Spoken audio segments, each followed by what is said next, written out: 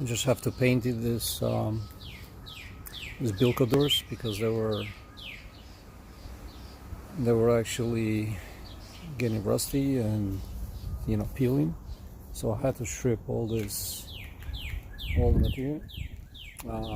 We used a stripper, and basically there was like 3 or 4 layers. So after I did that, then I used a primer, for doors from Rust-Oleum, and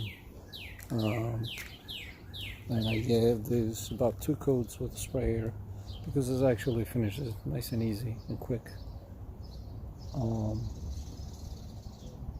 And then this is the result. It's not as smooth and stuff, but it serves a purpose for outside. And this is for Benjamin Moore paint, and I like the gray. It looks good.